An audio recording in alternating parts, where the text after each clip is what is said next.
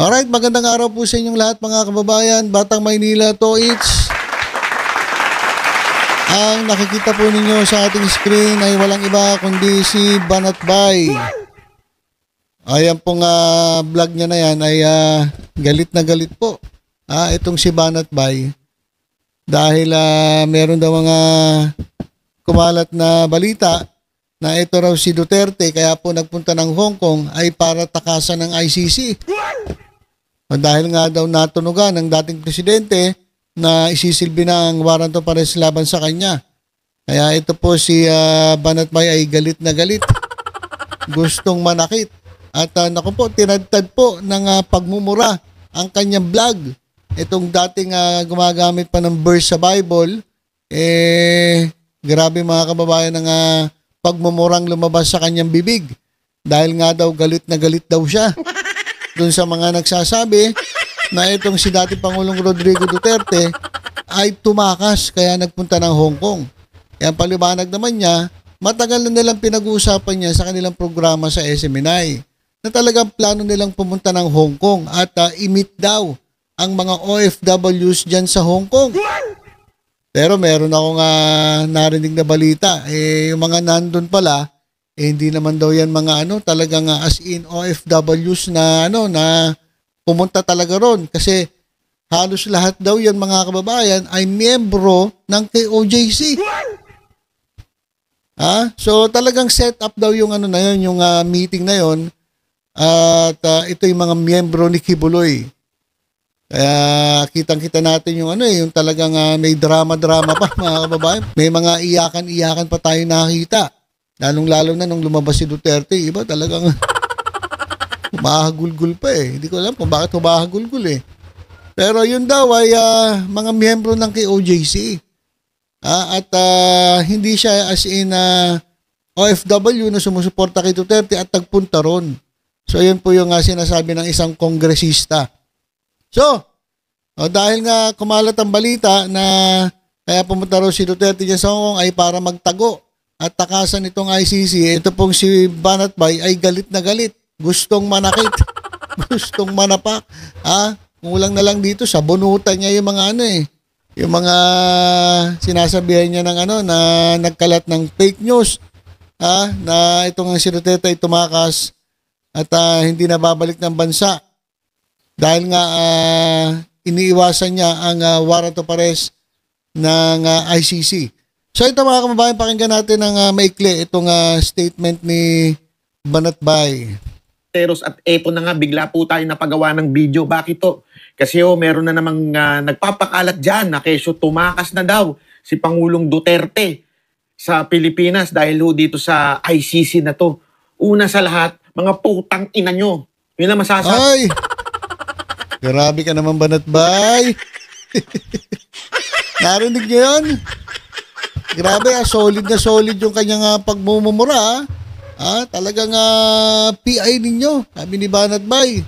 Magagalita ka ni pastor niya. Magagalita ka ni Pastor Kibuloy niyan. Mukhang nadoktrinahan ka na ata ni Kibuloy Tapos ngayon, magbumura ka. Nako, Banat Bay. Ano pa? Alam ko nakarami to nakaraming mura to Sabi ko sa inyo, mga putang ina nyo. Ayun na naman. Inulit na naman mga kababayan. So nakakadalawa na. Umpisa pa lang ng video niya. 23 seconds pa lang sa video, nakadalawang mura na. So galit na galit talaga siya. Yan po siya nagsabi na tumakas daw si Duterte sa ICC. Ito naman ay malalaman natin. Depende Kasi mga kababayan, ito pa may balita. Pinost po ng ni Cathy Bunag. Ni Cathy Bunag. Na itong si dating Pangulong Rodrigo Duterte ay darating daw ngayong araw na ito at lalapag po dyan sa NAIA Terminal 3 alas 10 ng umaga. So ilang oras po from now. Alam ko 4 dapat ang uwi ni Duterte pero sabi 10 o'clock. So malamang mga kababayan kaya uuwi si Duterte para pabulaanan na siya'y tumakas at ipakita dito sa kanya mga taga-suporta na ako atapang atao. Ako ay haharap. Kung gusto nila akong hulihin, hindi na kinakailangan dahil ibibigay ko ang sarili ko sa kanila. Ay yung sabi ni dating Pangulong Rodrigo Duterte. So kaya uuwi siya mga kababayan. At ang oras daw ay alas 10 dyan po sa NAIA Terminal 3. Para patunayan na hindi siya magtatago. Kaya naman ito si Banat Bay, mga kababayan, galit na galit talaga eh. Doon siya nagsasabi na nagtatago itong si Duterte. Ay tuloy natin, nakadalawa na mga kababayan. Tingnan natin kung ilan pa yung mura nito. Bakit kanyo? Alam nyo, kung sino mang nagpapakalat na to, ito, may nabasa ako eh.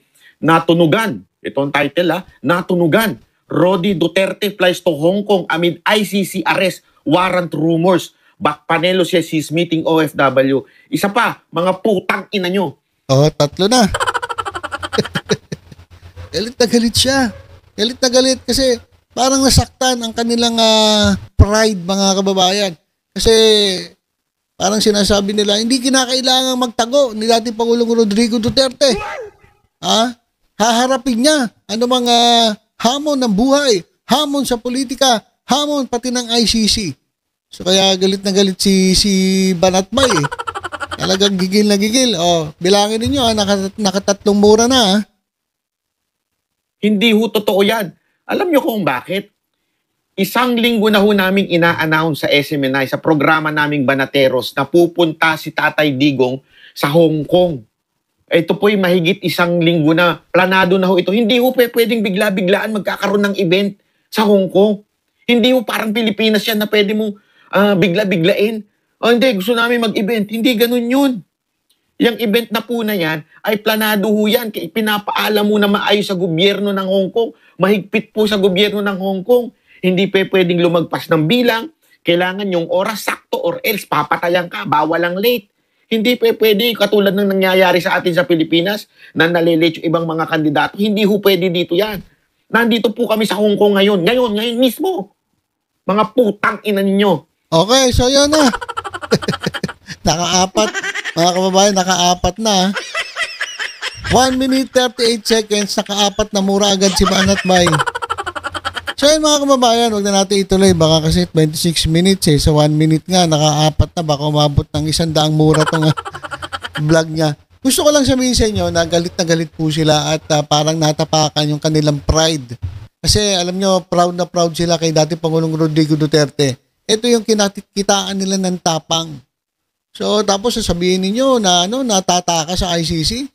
Ito mga kababayan, para patunayan na hindi nagtatago ang dating presidente at haharapin niya kung merong mga warrant of arrest o merong mga red notice ng Interpol.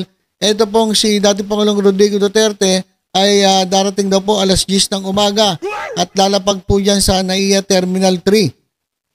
Ulitin ko, ang alam ko alas 4 dapat na move ng umaga.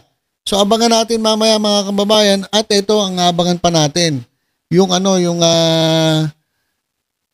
pagsilbi ng warrant. Baka kasi mga kababayan mamaya po ay maisilbi ang warrant paglapag ni dating Pangulong Rodrigo Duterte.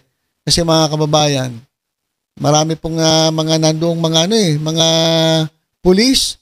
At sabi nga, di ba, 7,000 pulis ang idineploy para lagyan yung mga entry points, mga paliparan, pantalan ba tawag na? O doon sa mga dinadaungan ng mga barko, sa eroplano, para maisigurado na masisecure nila itong si dating Pangulong Rodrigo Duterte at baka mga kababayan, damputin na rin ang dating Pangulo base nga po dun sa warrant of arrest ng ICC. So yan po ang abangan natin mga kababayan. Kaya tutok-tutok lang po dito sa Batang Maynila. Sa iba pang updates. Ingat po tayong lahat. God bless po.